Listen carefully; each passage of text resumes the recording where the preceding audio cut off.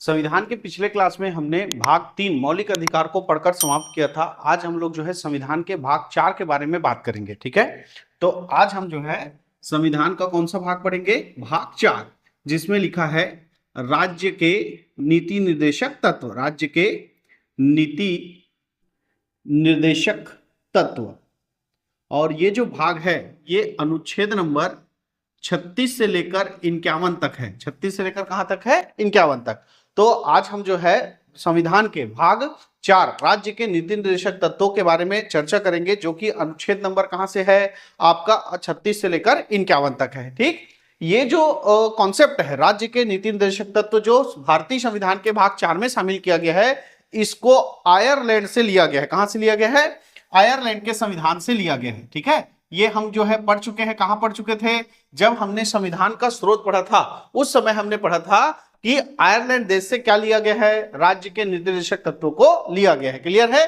तो ये जो कॉन्सेप्ट है भाग 4 का राज्य के निर्देशक तत्व, ये किस देश से लिया गया है? आयरलैंड से लिया गया है। और इस राज्य के नीति निर्देशक तत्व जो भाग 4 में है, इसको संविधान की अनूठी विशेषता, संविधान की अनोखी विशेषता कहा है किसने? भीमराव अंबेडकर ने। किसने? डॉक्टर अंबेडकर, डॉक्टर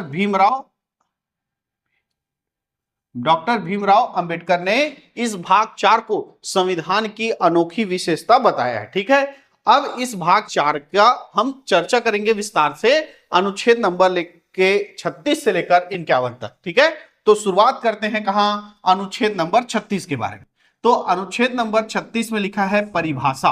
अनुच्छेद नंबर 36 में क्या लिखा है? परिभाषा। तो जैसे हमने भाग 3 में अनुच्छेद नंबर 12 में देखा था क्या? परिभाषा, राज्यों की परिभाषा। उसी अनुच्छेद नंबर 12 के तहत ही परिभाषा अनुच्छेद नंबर 36 में लिखा गया है। ठीक है, यानी जो अनुच्छेद नंबर 12 में राज्य की परिभाषा दी गई थी कि ऐसी सरकारी और गैर सरकारी संस्थाएं जो अपना कानून बना सकती है, जो संचालित होती है, उन सभी संस्थाओं को क्या कहा जाएगा? राज्य कहा जाएगा। तो यहां भी राज्य का मतलब वही है कि जितने भी राज्य हैं, जितने भी संस्थाएं हैं, नगर पालिका, नगर पंचायत, गैर सरकारी संस्था, ना सरकारी संस्था, उन सबको क्या दर्जा दिया गया है? इस भाग में राज्य का दर्जा दिया गया है, राज्य के रूप में परिभाषित किया गया है। तो भाग 4 के अनुच्छेद नंबर 36 में क्या बताया गया है? राज्य की परिभाषा। और एक ऐसे है जैसे भाग 3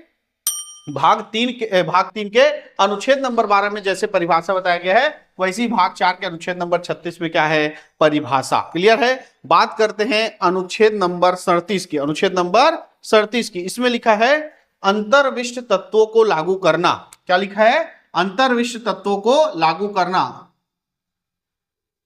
अंतर्विष्ट तत्वों को लागू करना। देखो, संविधान की भाषा जो है ना वो बहुत कठिन है, हमको इसको सरल भाषा में समझना पड़ेगा। तो अनुच्छेद नंबर 37 ये कहता है कुल मिला के कि इस भाग में जितने भी अनुच्छेद या जितने भी प्रावधान बताए गए हैं, है ना, वो डिपेंड करता है राज्य के ऊपर कि उसको लागू करना है कि नहीं करना है।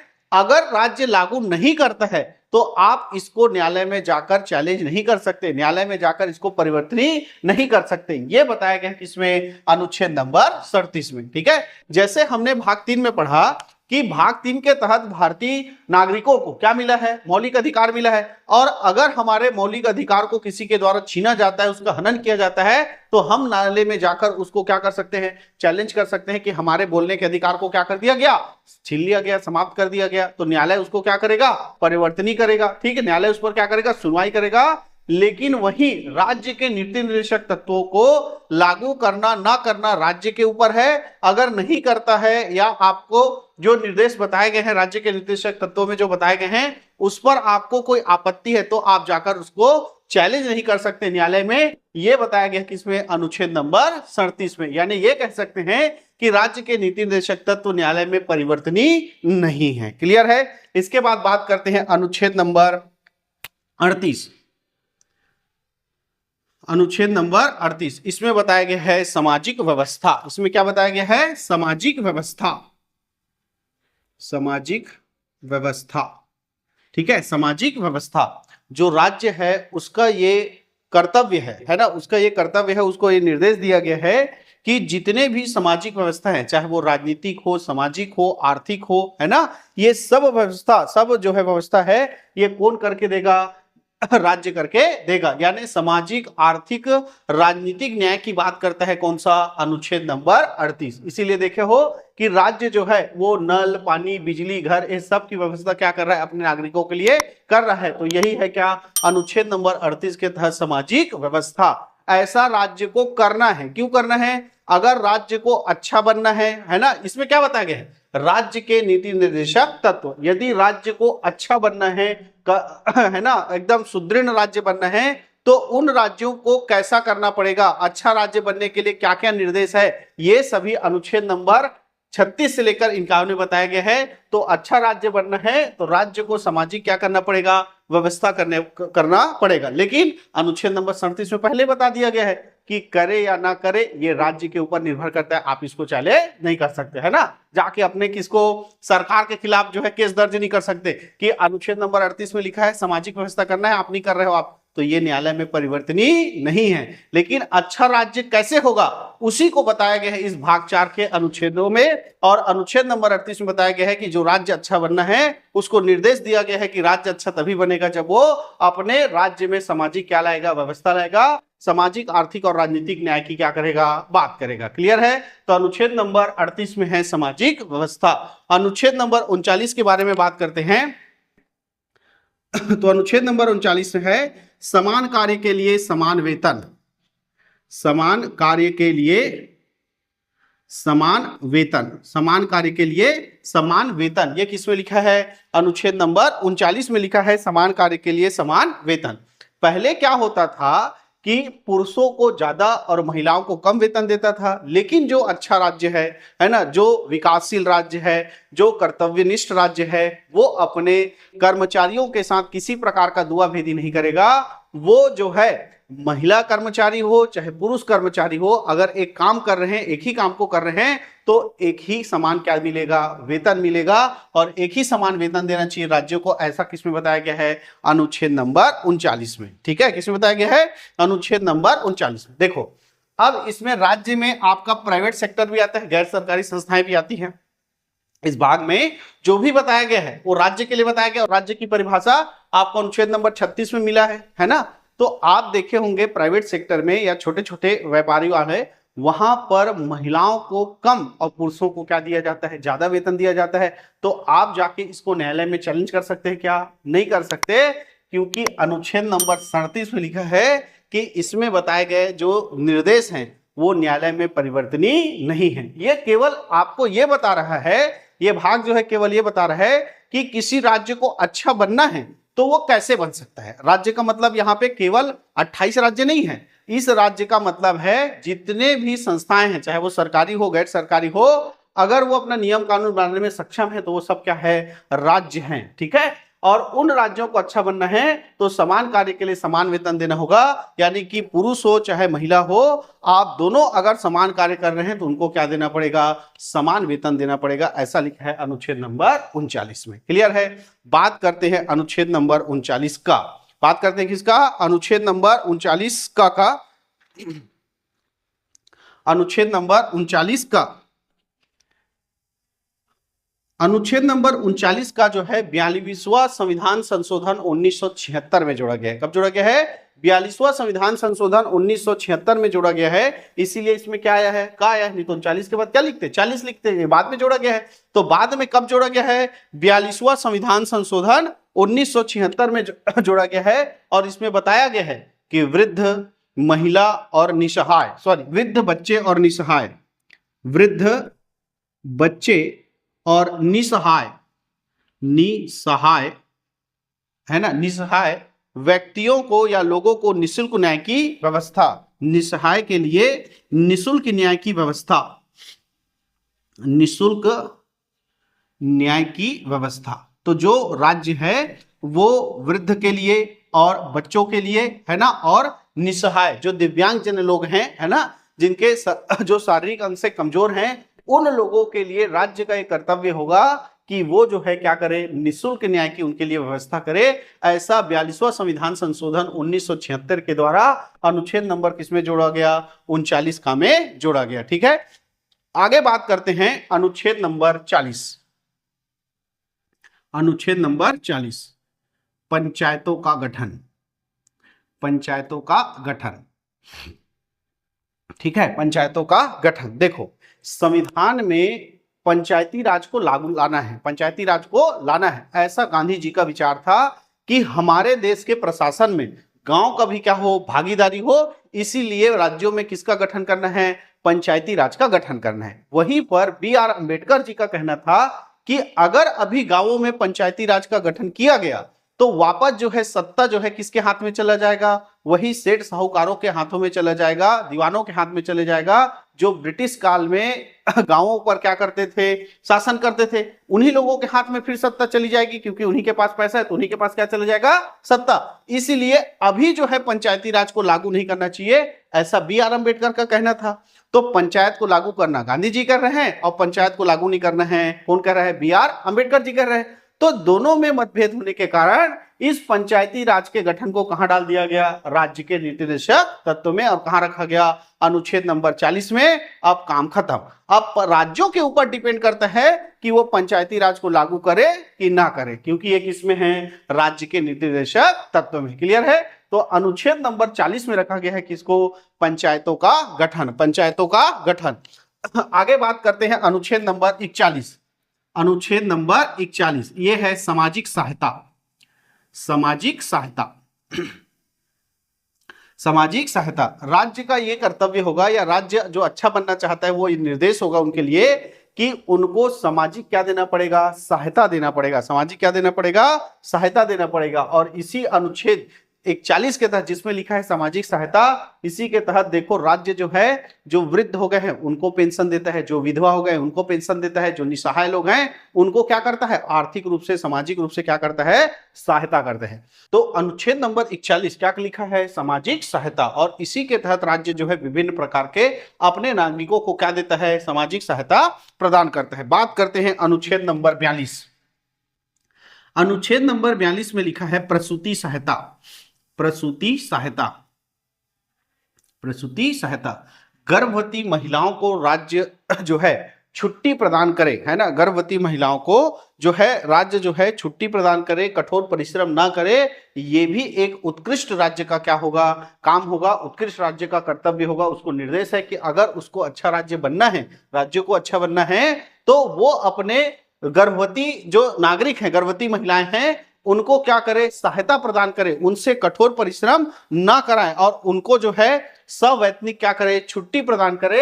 ऐसा अनुच्छेद नंबर 42 में बताया गया है। तो प्रसूति सहायता किस अनुच्छेद में है, अनुच्छेद नंबर 42 में। प्रसूति सहायता किसमें है, अनुच्छेद नंबर 42। बात करते हैं किसका, अनुच्छेद नंबर 43। तो इसमें है मजदूर एवं कुटीर उद्योग। मजदूर एवं कुटीर उद्योग, मजदूर एवं कुटीर उद्योग। जो राज्य है उसको अच्छा बनना है, उसको उत्कृष्ट विकास की ओर जाना है, तो राज्य का ये कर्तव्य होगा कि वो अपने राज्य में मजदूरों का और जो कुटीर उद्योग है ना, मजदूरों और कुटीर उद्योगों को क्या करे, प्रोत्साहित करे। मजदूर एवं कुटीर उद्योग को प्रोत्साहित करे, ऐसा राज्य को अच्छा बनने के लिए निर्देश दिया गया है किसमें, अनुच्छेद नंबर 43 में। तो अनुच्छेद नंबर 43 में क्या है, मजदूर एवं कुटीर उद्योग, मजदूर एवं कुटीर उद्योग। और अनुच्छेद नंबर 43 का, अनुच्छेद नंबर 43 का सहभागी प्रबंधन। सहभागी प्रबंधन, सहभागी प्रबंधन। यदि राज्य को विकास करना है, राज्य को क्या करना है, विकास करना है, तो उसको अपने साथ क्या लाना पड़ेगा, सहभागी प्रबंधन लाना पड़ेगा। यानी कि जो राज्य है वो अपने साथ साथ जनता को भी सहभागिता ले और आगे विकास का कार्य करे। ऐसा अनुच्छेद नंबर 43 का में 42वां संविधान संशोधन 1976 के द्वारा जोड़ा गया है किसको, सहभागी प्रबंधन को। तो अनुच्छेद नंबर 43 का में क्या है, सहभागी प्रबंधन। अनुच्छेद नंबर 43 का क्या है, सहभागी प्रबंधन। की उद्योगों के प्रबंधन में श्रमिकों की भागीदारी को क्या किया जाए, सुनिश्चित करने के लिए राज्य क्या उठाए, कदम उठाए। ये अनुच्छेद नंबर 43 का में बताया गया है, किसके जरिए, सहभागी प्रबंधन के जरिए। आगे बात करते हैं अनुच्छेद नंबर किसका, 44। अनुच्छेद नंबर 44।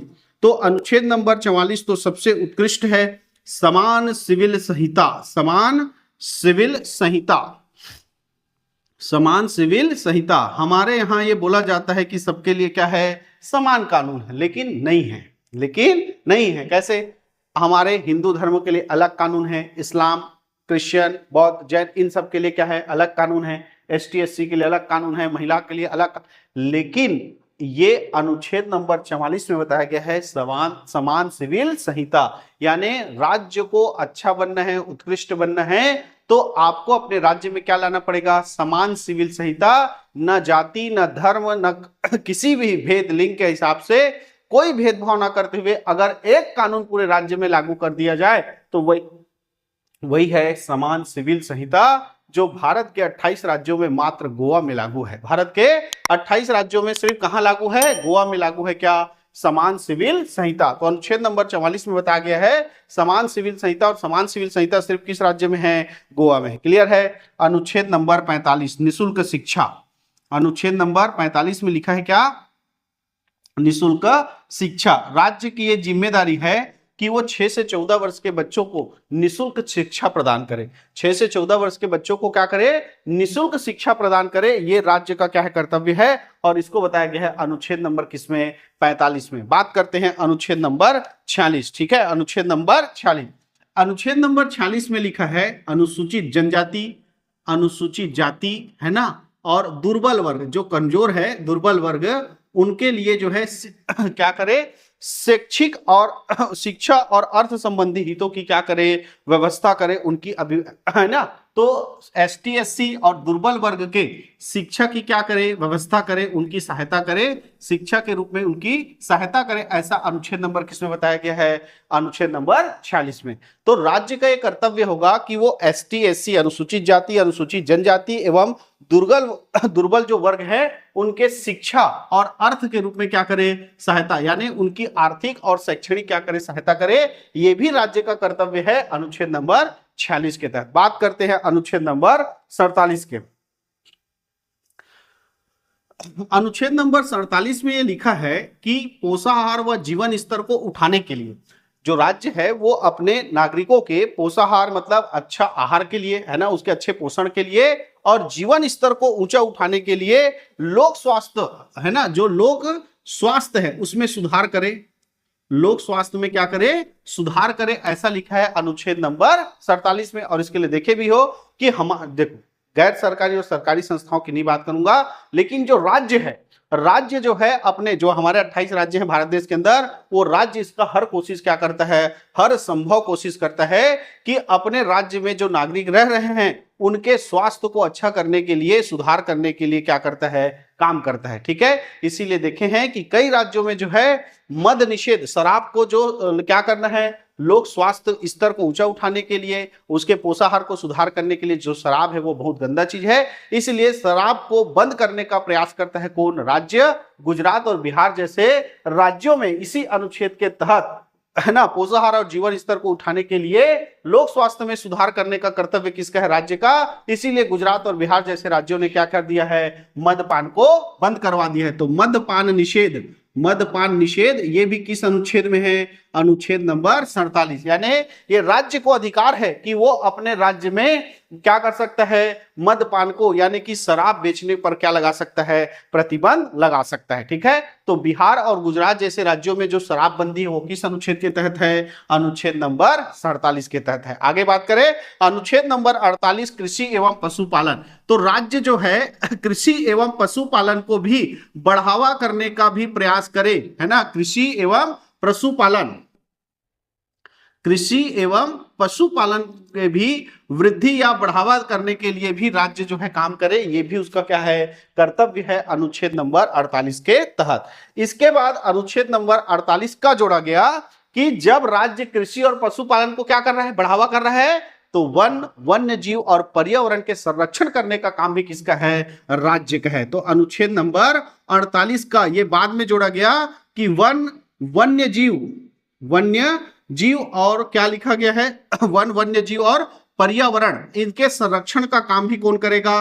राज्य करेगा, है ना। वन, वन्य जीव और पर्यावरण के संरक्षण का काम भी करना राज्य का कर्तव्य है। ये अनुच्छेद नंबर 48 का में 42वां संविधान संशोधन 1976 के द्वारा क्या किया गया है? जोड़ा गया है। क्लियर है। इसके अलावा अनुच्छेद नंबर 49 में बताया गया कि जितने भी ऐतिहासिक धरोहर है, जितने भी ऐतिहासिक धरोहर उनके भी संरक्षण का काम कौन करेगा? राज्य करेगा। ये भी राज्य का क्या है? कर्तव्य है।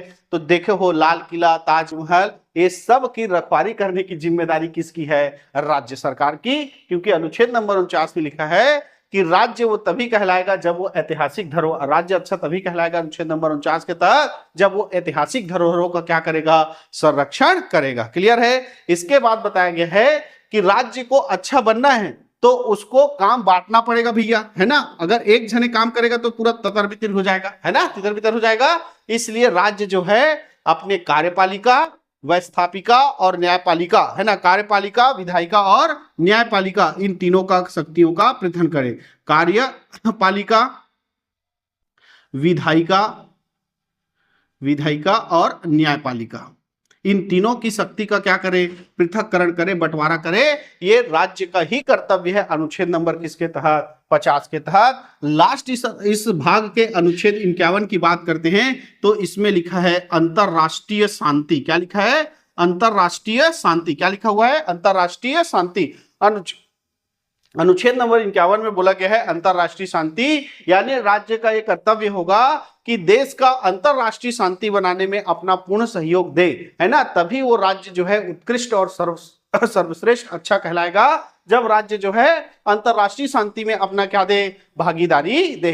तो किसी भी राज्य को अच्छा बनना है, राज्य का मतलब केवल 28 राज्य नहीं बताया गया है। अनुच्छेद नंबर 36 में परिभाषा में बताया गया है कि यहां राज्य का मतलब केवल 28 राज्य नहीं है, वो सारे सरकारी और गैर सरकारी संस्थाएं जो अपना नियम बनाने के लिए तैयार हैं, है ना, अपने नियम कानून बना सकते हैं, वो सारे जो है क्या कहलाएंगे? राज्य कहलाएंगे। यानी इस भाग में जो राज्य कहा गया है वो केवल 28 राज्य नहीं, वो नगर पालिका हो सकता है, ग्राम पंचायत हो सकता है, आपका कोई प्राइवेट सेक्टर हो सकता, कंपनी हो सकता है, कुछ भी हो सकता है इस भाग के लिए राज्य। क्लियर है। और वो जो है अच्छा और सर्वोच्च बनना चाहता है तो उसको इन दिए गए निर्देशों को पालन करना पड़ेगा।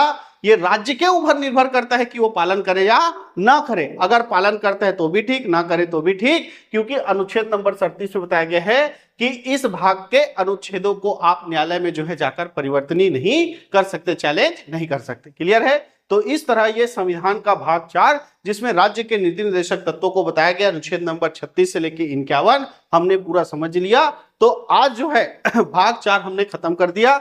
इसके बाद भाग 4 के बाद क्या आएगा? भाग 5 नहीं, हमने भाग 4 का जो है क्या? मौलिक कर्तव्य। तो मौलिक कर्तव्य के बारे में हम जानेंगे, लेकिन आज नहीं, अगली क्लास में। आज के लिए इतना ही।